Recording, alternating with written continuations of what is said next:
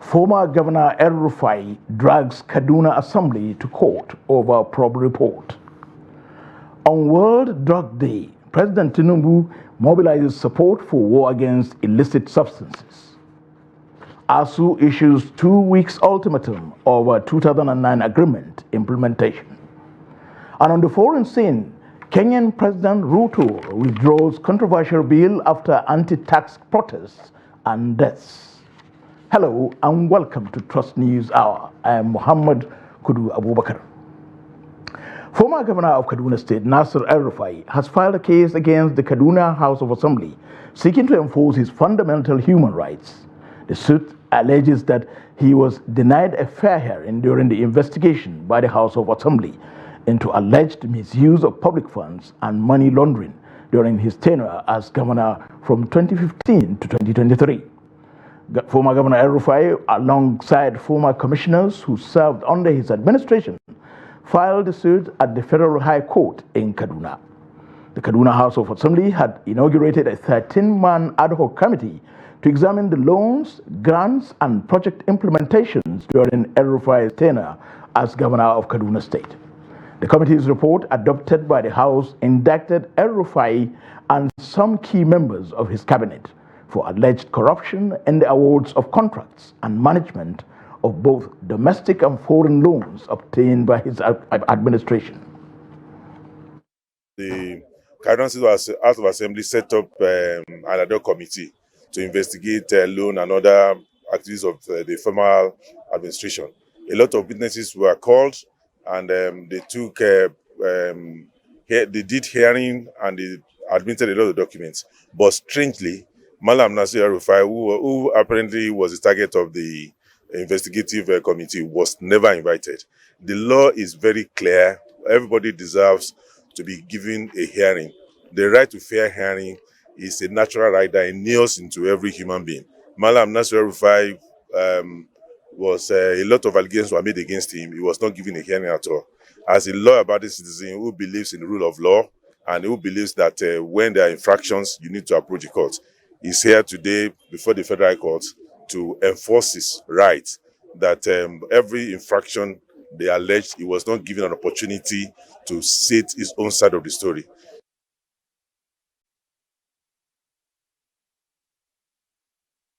The Minister of Women Affairs, Uju Kennedy, has declared her commitment to tackle fraud within donor-funded programs aimed at supporting women's welfare.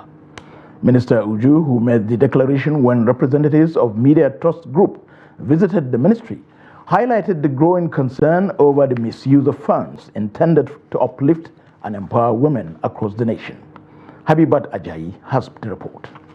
During the costly visit led by the Editor-in-Chief Digital of Media Trust Group, Naziru Mikhail, Minister Uju expressed her determination to identify and take legal action against individuals and organizations that disguise themselves as donors but divert the funds meant for women's affairs for personal gain. The Media Trust Group team commended the minister's effort in addressing this critical issue and pledged their support in promoting awareness and ensuring public accountability. And we have been partnering with different government agencies and ministries and also the private sector to see how we can contribute our own quota to the development of our nation.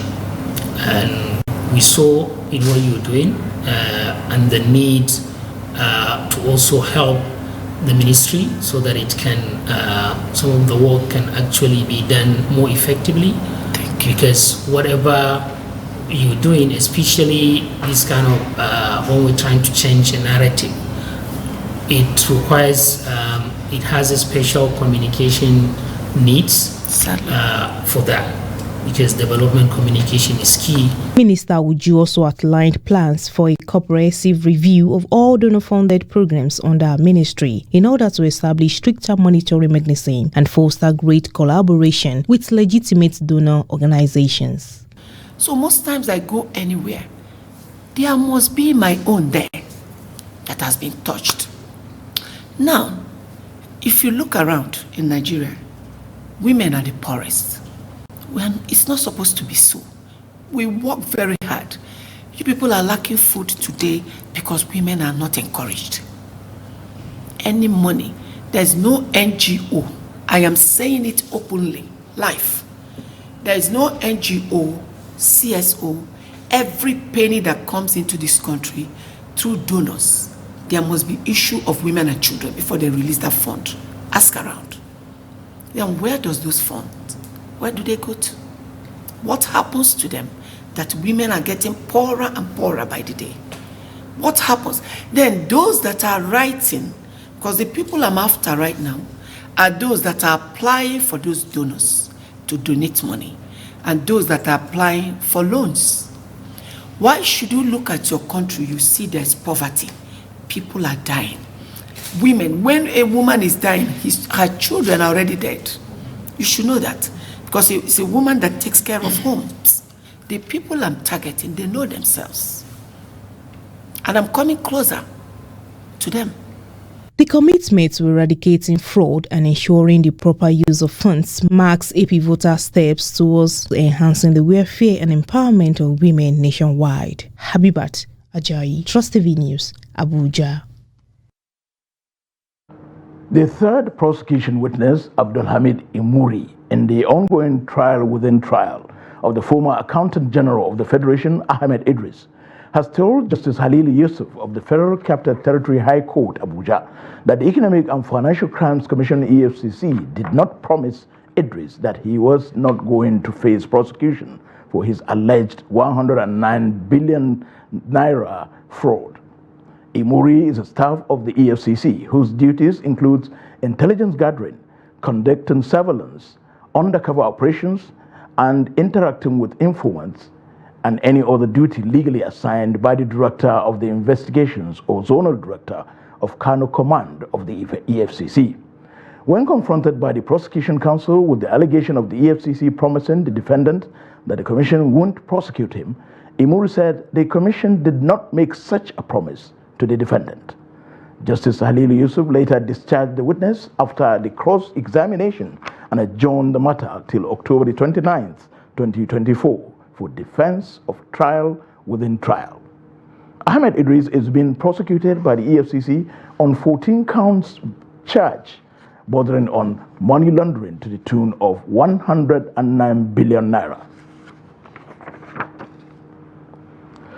The leader of the proscribed indigenous people of Biafra, IPOD, Nnamdi Kanu, has appealed the June 19th ruling of the Justice Binta Nyako of the Federal High Court, Abuja, against his objection to the jurisdiction of the court to subject him to trial. Kanu, through his lead counsel, Aloy Ijimako, filed a notice of appeal at the Court of Appeal in Abuja. Ijimako said the grounds of the objection are 7 and mostly predicated on provisions of the Constitution, the Terrorism Prevention and Prohibition Act 2022, and other pertinent statutes.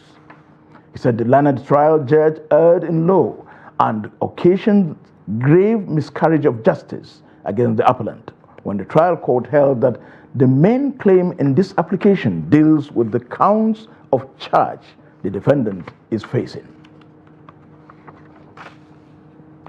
President Bola Tinubu has pledged more support for the National Drug Law Enforcement Agency, NDLEA, in its fight against substance abuse and illicit drug trafficking. The president made the pledge as a special guest at the International Day Against Drug Abuse and Illicit Trafficking, otherwise known as World Drugs Day, on Wednesday in Abuja.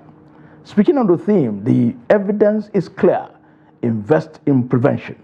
President Tinubu, represented by the Secretary to the Government of the Federation, George Akume, enjoined all to support the war against drug abuse, an initiative launched by the NDLEA 3 years ago. The chairman and chief executive officer of the NDLEA, Brigadier General Mohammed Buba Marwa, retired, said the Save Our Families social advocacy campaign launched at the ceremony by President Tinubu was designed to prevent and tackle drug use through early detection and intervention by making the agency's newly produced special drug test kits a necessity in every home, school, and workplace. According to Brigadier General Buba Marwa, the agency has introduced the Drug Integrity Test Initiative, anticipated to metamorphose into an anti-drug culture for every Nigerian. I commend and urge everyone to redouble their efforts to combat drug abuse and trafficking in the country. On this score, we wish to reassure you of this administration's support. The renewed hope agenda places the youth at the center of its focus. Therefore, we shall ensure that our young people are protected from anything that could derail their future or destroy their potential. In the face of such a formidable challenge, prevention is the most potent weapon that we can deploy. The most important place where this prevention fight starts from is actually the education sector. And we will do our own part. Even last week, it was something we considered, the policy to review the existing policy on it, so that we can work with NDLA to take it to secondary schools and primary schools. The drug test will serve as a tool for the prevention of drug use and early detection of the individual status of drug use for the purpose of appropriate intervention, including treatment and rehabilitation. Let me also add that our drug integrity test, which has been adopted by some government institutions and tertiary institutions in the country, is a preventive mechanism. This is for use in homes, schools, workplaces, and others. Drug abuse and its multiplier effects are growing concerns among youths in Benue State. It is worrisome how the youths are losing their moral and mental faculties through drug addiction by both the dealers and consumers. Jimmy Azande has this report from Makudi. Worried by the menace, the Nigerian Senate recently passed a bill that prescribed death sentence for drug pushers found guilty by a court of competent jurisdiction. Back home in Benue, the youth population has continued to advance reasons why the menace is gaining more acceptance. You know, some of these young guys, like some depend on their parents, some they are not depending on their parents, some lost their parents when they are very young at tender ages. So in one way or the other, maybe it's a kind of their relationship with other people that they used to meet. Like now you meet a bad influencer, maybe someone that is addicted to drugs can maybe engage or put you into it, and at the end of the day the drugs can lead you to something else. They say some are into drugs for economic and social factors. The reason why some of the youths or some people engage or find themselves common with drugs is actually the fact that they want to be famous, they want to be rich, they want to appear big, maybe possibly because of they have seen their friends living the luxury lives and all of that. So they think drugs can actually help them fit into that life which their friends or peers are living and all of that. Others say peer influence sometimes could lead to addiction. I think I was in school, so somebody gave me, was it like tramadol, and when he was taking the class as well, when I asked why you are taking drugs, he said it's just a normal thing, everybody does it. It's just a common word, like it's not because of it, it's just peer grouping. Like he was trying to force me as well to take part of it because of maybe me being disciplined. I had to turn it down for doing that. Those who are into drugs are advised to take the necessary correction. Being a youth, you are indulged with so many things that you can do in the society that can help you. So you mustn't go into drug abuse. Of course, there are some things, irrespective of the country and the society is so difficult and things are so hard, but you mustn't go into drugs abuse or go into drugs that you know that you are doing something. Of course, you can engage yourself in some of these little petty things that will help you. Stealing, banditry, kidnapping and other forms of criminality have been linked to drug abuse. Analysts say this menace need to be fought in order to achieve a better society. Jimmy Azande, Trust TV News, Makodi. Nigeria's economic crunch, affecting almost every aspect of Nigerian lives, is apparently not spared or is not sparing the health sector. In recent years, experts and other key players in the sector identified inadequate funding, lack of access to healthcare services, inadequate manpower, training and retraining as some of the major impediments facing the sector.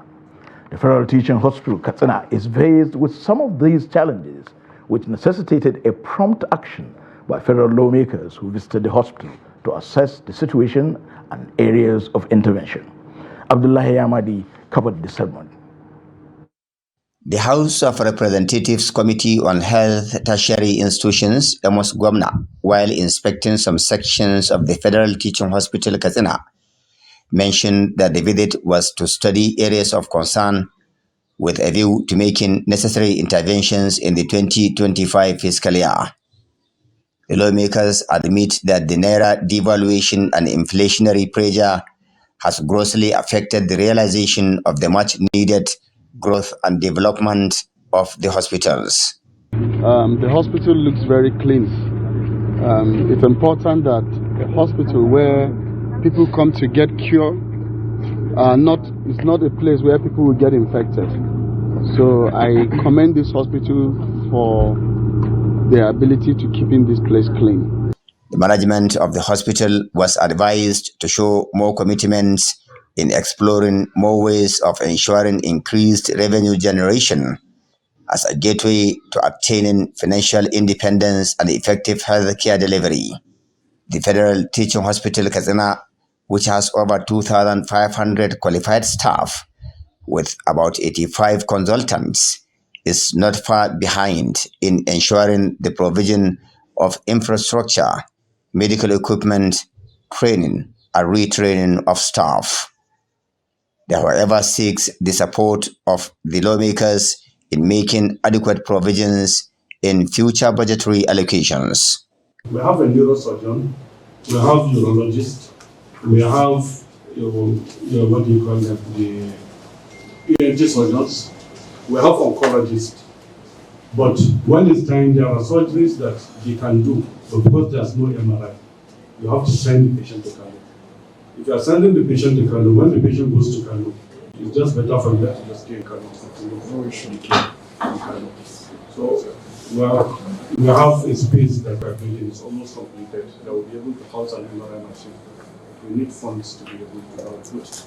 The committee was also at Federal Medical Center Dora to ascertain progress and challenges after its relocation from Kaduna to Dora recently. And since this hospital was established, they haven't received any appropriation yet. But then they have already given a take-up plan, which we have seen some of the intervention projects that have been done for them. And then of course we are just here to see some of the challenges that so far this takeoff has presented. This medical director has enumerated some of the challenges that he has so far been burdened with, and then for some of them they can be handled almost immediately. Some of them we have to go back and plan on how to deal with them. Considering the huge gaps and the current economic barriers, Kaduna residents who are mostly low-income earners are calling for immediate implementation of policies that could guarantee easy access to tertiary health institutions for effective healthcare delivery. Abdullahi Ismail, Trust Television News, Kaduna. Nigeria's economy is facing a prolonged downturn that has continued to have a negative impact on businesses across the country. The situation is further exacerbated by the ongoing dispute between the federal government and labor leaders over the national minimum wage. Habibat Ajayi reports that Nigerians may have to wait a little as President Tinubu demands more time for wider consultation on the national minimum wage demands. The report. As the economic crisis deepens, businesses of all sizes are struggling to stay afloat. High inflation rates, currency devaluation, and fluctuating fuel prices have significantly increased operational costs, making it difficult for many enterprises to maintain profitability. We already have businesses living now, all of us are not interrogating where are our brothers and sisters working in those companies. Where are they? So a figure beyond what the private sector can pay might also lead to loss of jobs. Now we complain about insecurity. Where is also, so we have to put all those together. And a fundamental, lastly for me, on this minimum wage issue, a fundamental element in setting of national minimum wage that you cannot take away is the ability to pay. If you take out the ability to pay, then you have just set a stage for crisis, basically. Adding to the economic woes is the contentious issue of the minimum wage. The federal government and the labor union leaders have been locked in negotiations, with unions demanding an increase to match the rising cost of living, while the government cites budgetary constraints as a barrier to meeting these demands. They must reach a compromise. And what's the compromise we are thinking as an economist? We are looking at between 100 and 150,000. We're also looking at the backlash, the negative externalities that could follow that change. The fact is that we must also look at the people that are not working with the federal government, the private sector, which is very, very key. So if government is paying 100,000, can the private sector pay 100,000? That is the question. And that's why the tripartite must come together. Despite these challenges, some experts believe that resolving the minimum wage dispute could put a much-needed boost to the economy by increasing the consumer spending power. However, achieving a consensus remains a significant hurdle, as the president has asked for time to widen the consultation net. President's speech, which states that that all the reforms that he's put in place is geared towards revamping the economy. My plea to all of us is to know that these are trying times, and it's not just about Nigeria, it's a global issue. So we must join hands. This is our country. We must see it so and join hands to believe that there will be some respite down the line. Let's continue to join forces and make it work. With Nigerians' businesses caught in a precarious situation of struggling to navigate the dual challenges of an economic downturn and an unresolved minimum wage issues, stakeholders says the resolution of these issues is critical for the stability and growth of the country's economy. Habibat Ajayi, Trust TV News, Abuja. At least 22 people have been reported dead in Nairobi, Kenya, following violent protests that erupted after demonstrators stormed the Kenyan parliament. The protests were driven by widespread opposition to a proposed tax plan aimed at increasing living costs across the country. The report. The Kenyan capital, Nairobi, remains in turmoil after violent protests erupted over a controversial tax hike proposal, leaving parts of parliament gutted and dozens injured. The demonstrations, largely led by youths, initially began peacefully but escalated sharply on Tuesday, with police firing live rounds on crowds that stormed and vandalized the parliament complex. According to Kenyatta National Hospital officials, 160 people are receiving treatment for injuries ranging from soft tissue damage to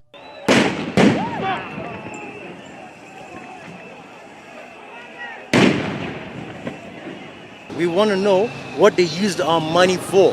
That's what we are asking. Okay? They need to be held to account.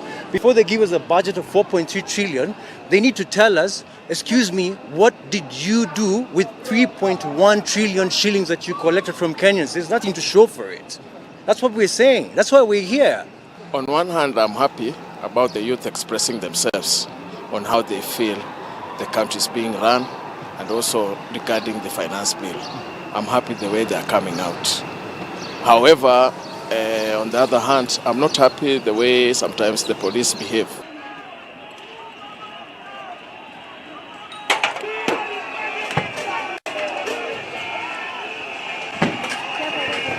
Having reflected on the continuing conversation around the content of the Finance Bill 2024,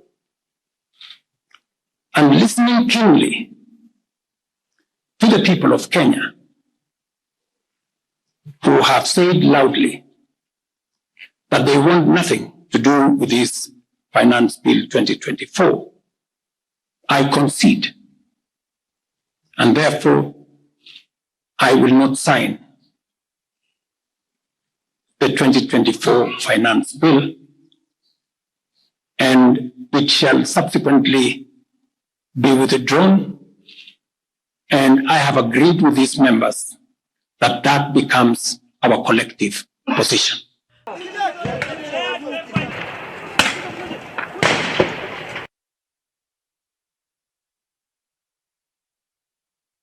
This is News Hour on Trust TV. Coming up after the break, desperate times pushing Nigerian households into desperate measures as many forgo dietary requirements. We have more news when we return. Do stay with us.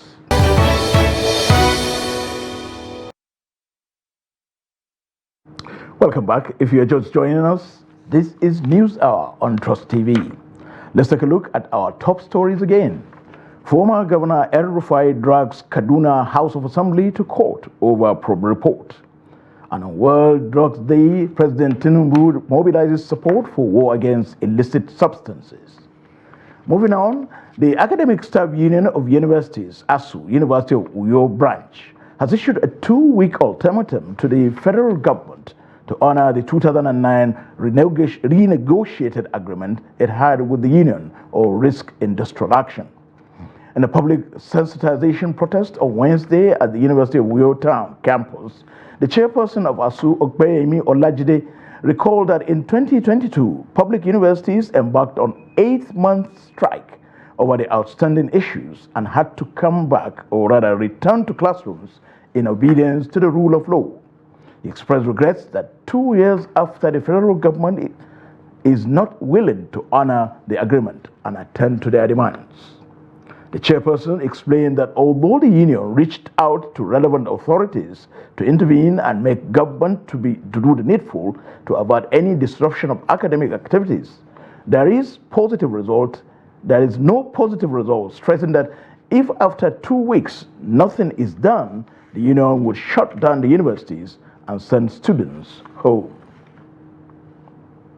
The zonal coordinator of ASU Calabar Zone, Happiness Udok, while addressing the protest, disclosed that the federal government still owes lecturers in public schools 3.5 months' salary.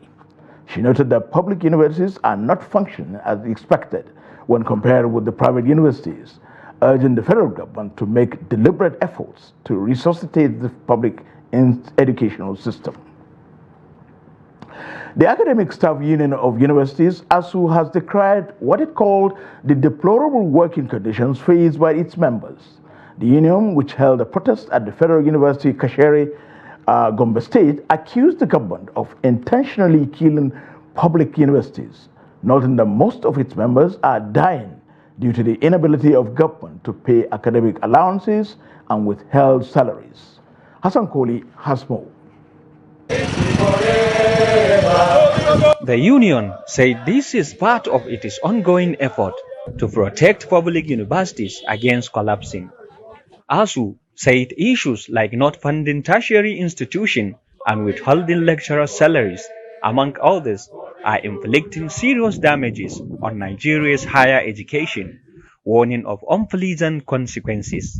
The union said it is worried about the current deplorable state of its members, noting that most of them are struggling with different health issues due to government's refusal to pay withheld salaries for 8 months in 2022. We are not happy to close the universities, but we are forced to do so. We are dealing with a government that don't listen, with a government that's amicably, that is supposed to sit down around the table and iron out issues. You can see it. It appears as a very simple thing. The last administration, we had a solid discussion with them. The late Nime Briggs Committee, the draft agreement was come up between the two parties. But unfortunately, somehow due to some interest, that draft agreement could not come to reality. So our action is basically being forced, and it remains at the last option.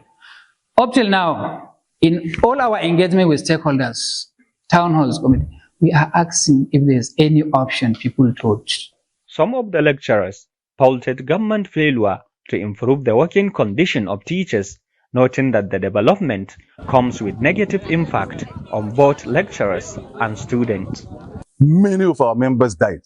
We have many professors that we lost across in fact, one of the NEC that I attended, the rate of death that were reported from various branches is very alarming. And this is a result of the poor remuneration in the university. A lecturer cannot sustain himself. The salary is nothing to talk about. And you know that in our cardinal responsibility, we have community service, we have research.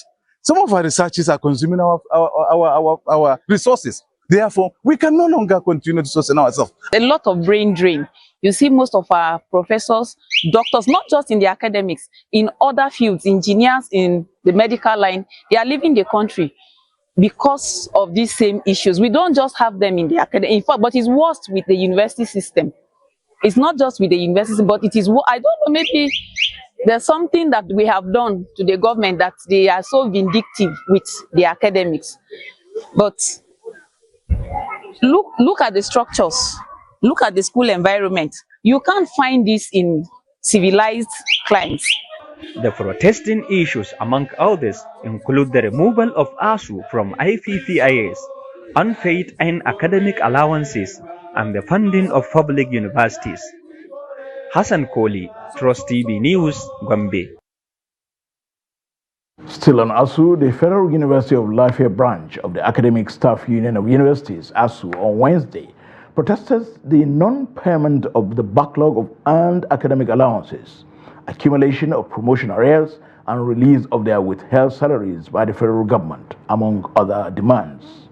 Briefing journalists shortly after the protest that lasted for several hours at the permanent site of the university in Lafayette, the branch chairperson, Sunday Orinya, urged President Ahmed Bola Tinubu to, as a matter of urgency, resume the negotiation of the new salary packages to forestall another distortion of academic activities across the public universities. The protest, which started at about 10 in the morning, commenced from the Faculty of Science down to the Faculty of Arts and terminated at the university gate. However, the protesters, who carried placards with various inscriptions such as "Fund Nigerian universities," "Federal government respect university autonomy," "Pay our withheld salaries now," "Address all pending issues to avert strike," and "Nigerian lecturers are not slaves," appealed to the federal government to restore the NIMI-BRICS renegotiated draft agreement for signing and implementation without further delay. And stakeholders in the Nigerian university system on our ongoing engagements with the federal government and the impending nationwide strike action. The import of this press conference, therefore, is to underscore, that is, call attention to the welfare of our members, our abysmal material conditions as workers and academics, and the equally deplorable state of public university infrastructure. The looming industrial action from mobilization is a resolution reached by ASU at its emergency National Executive Council meeting.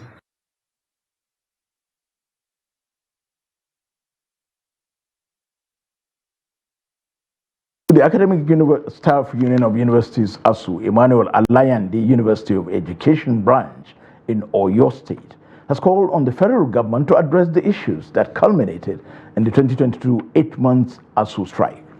The ASU branch chairman, Michael Bamidele Ojo, who stated this while speaking on the deplorable condition of public university education in Nigeria and its impact on lecturers, stressed that one of the ways to solve the situation is for the president to sign the renegotiated agreements with the union. The ASU called on President Tinubu to immediately set in motion a process that will lead to the review and signing of the NIMI-BRICS-led renegotiated draft agreement as a mark of goodwill and assured hope for Nigeria's public universities. The union also called on the governor of Oyo State, Seyi Makinde, to pay off the outstanding balance and settlement of 2018-2019 salary arrears and implement the 2024 university budgets so that all outstanding salaries and promotion arrears can be paid to alleviate the suffering of members. In the last 10 years, average budget to education by successive Nigerian government to education has ever been 5 and 8%. Instead of improving, the federal government recently further decided to reduce the resources available for education sector by diverting the funds to programs with direct no benefits in Nigeria public universities. ASU, Emmanuel Olayede University of Education, Oyo, is admonishing the federal and state government to rest their responsibility of adequate funding to arrest the emergent rot and decay that are becoming more noticeable on the campuses of Nigeria Public University in spite of the intervention efforts of state funds.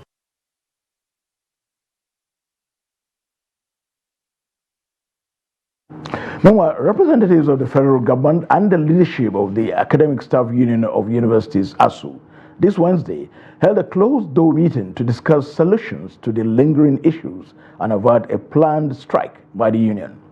The meeting, which was held at the Minister of Education's office and with the Minister Tahir Mamman, commenced at about 4:30 in the afternoon.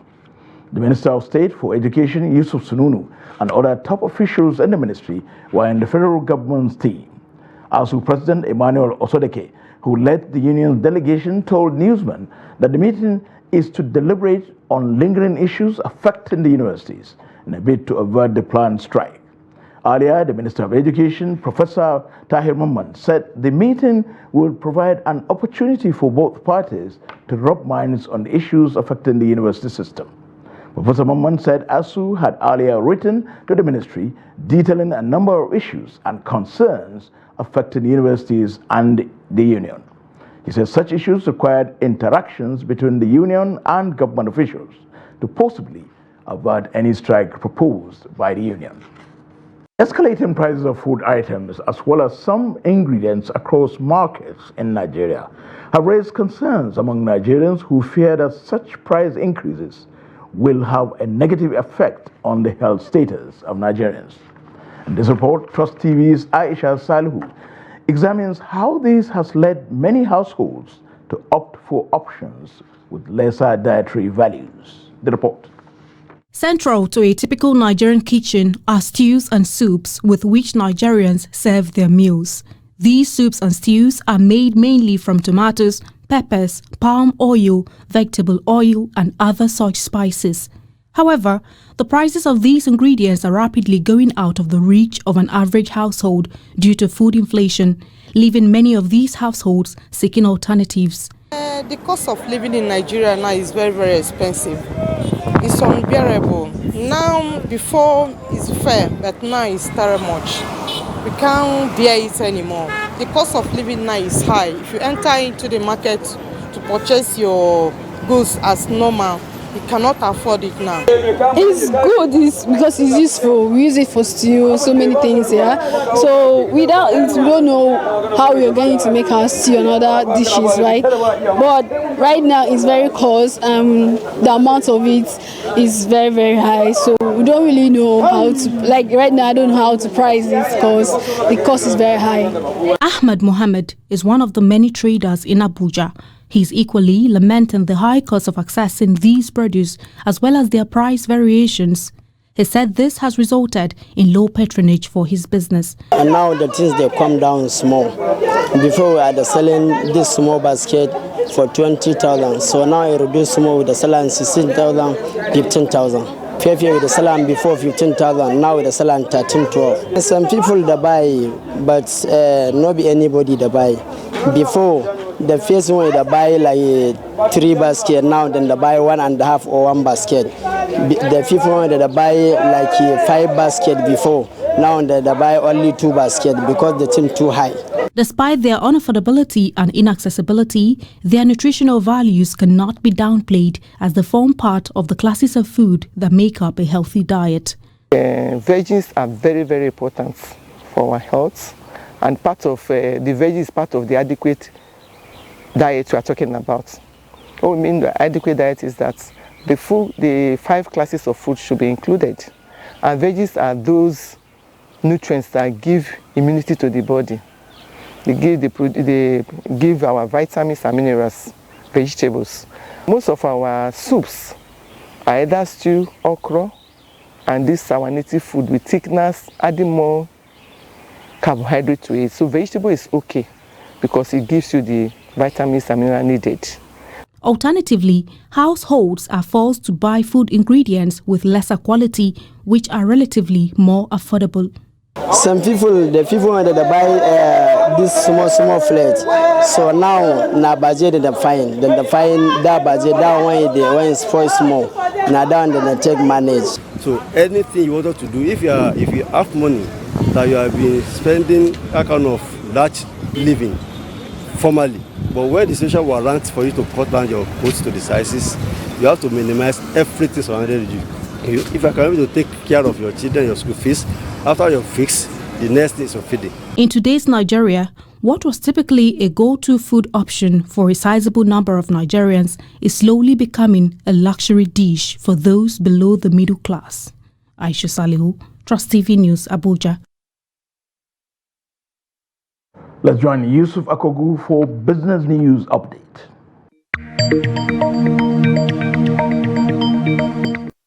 Welcome to Business News. I am Yusuf Akogu. The Nigerian Agricultural Insurance Corporation said it has provided cover worth 1.04 trillion naira to agricultural sector in the last 5 years. The managing director of the corporation, Folashade Joseph, disclosed this in Abuja on Monday while hosting a delegation from the United Arab Emirates. According to Joseph, about 1.25 million farmers were provided insurance coverage, adding that the insurance premium collected by the organization within the period under review was about 8.56 billion naira. She said the corporation settled claim of about 3.08 billion naira, while it reaches over 516,000 farming communities within the sensitization programs. The governor of the Central Bank of Nigeria, Olayemi Kadoso, has said that the country recorded a total foreign exchange inflow of about $24 billion in the first quarter of 2024. Kadoso made this disclosure during an interview with Bloomberg on Tuesday in London. According to him, the inflow is about 50% above the inflows recorded in previous quarters up to 2021. The governor also declared that the days of excessive naira volatility were over. He explained that the inflationary pressure has started dropping as a result of the banking policy measures, which aim to reduce the current inflation rate of 33.69%. The Nigeria's equities market closed Wednesday's trading in green due to renewed interest by investors. Let's see how it went down today. Leading the top gaining equity today is Wando Nigeria PLC, gaining 10% to close at 13 naira and 75 kobo per share. Of course, CWG also there, 10% as well, 6 naira and 60 kobo per share it ended. FTN Cocoa also up there, 1 naira and 54 kobo per share it ended to close at also 10% as well. Of course, 10% across board we're having today. Of course, this has pushed up the market upward by 0.21%. Volume of trade 261.225 million shares valued at 3.989 billion naira in a list of 7,431 did exchanges among investors this Wednesday. Of course, let's see some of the top trading equities in terms of volume. Access Corporation leading that table, 45.295 million shares. It traded ICO Insurance 14.015 million shares as well. Of course, Gisco 13.849 million volume of shares it traded at the close of business today. Of course, some equities ended on the losing side of the market. Leading that table is an insurance company, Cornerstone, down 8.64% to close at 2 naira and 1 kobo per share. Of course, Royalex also there, 7.58% to close at 61 kobo per share there. NSL Tech also down as well, 6.67% to close at 56 kobo per share. That's the highlight of stock trading as it went down this Wednesday on the floor of NGS. Let's see the global stock market and exchange rate data for today.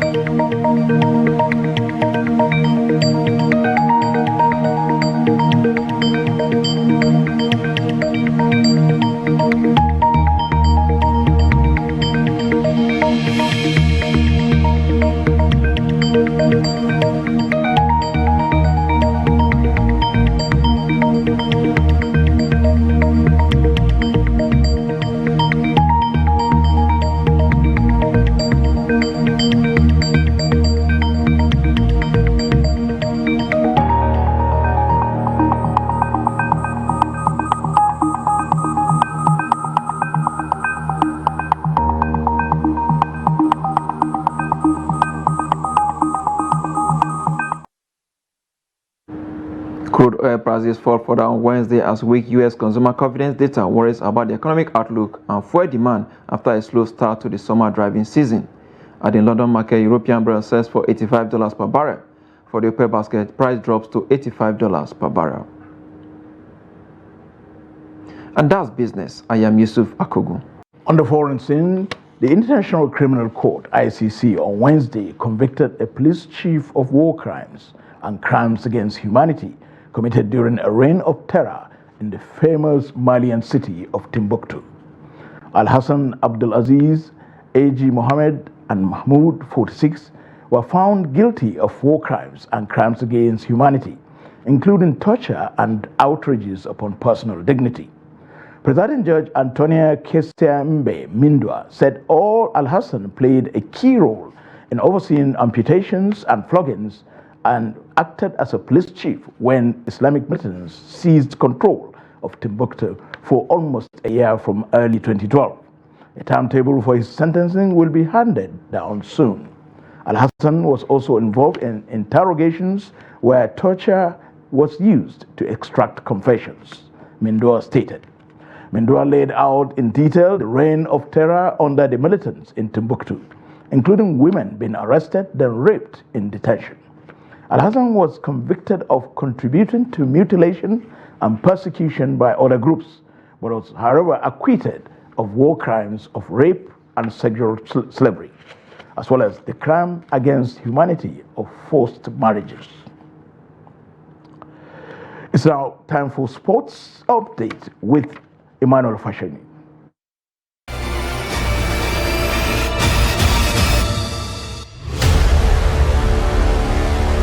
As the 2024 President FA Cup Finals comes up this weekend, Abia Warriors became the first team to land in Lagos for the final showdown.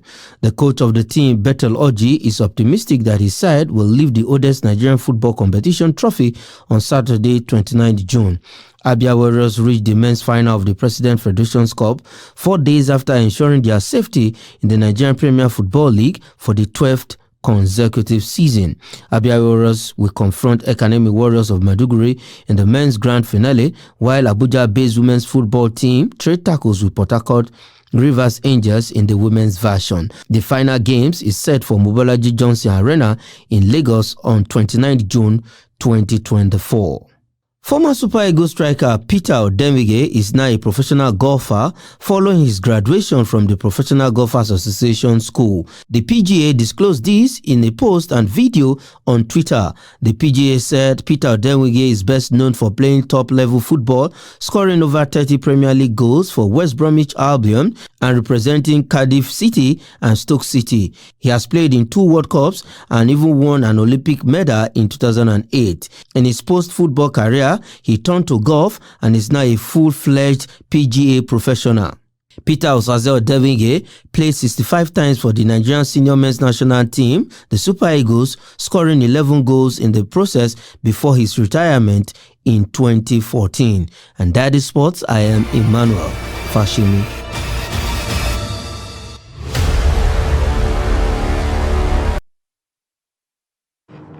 And that concludes News Hour on Trust TV.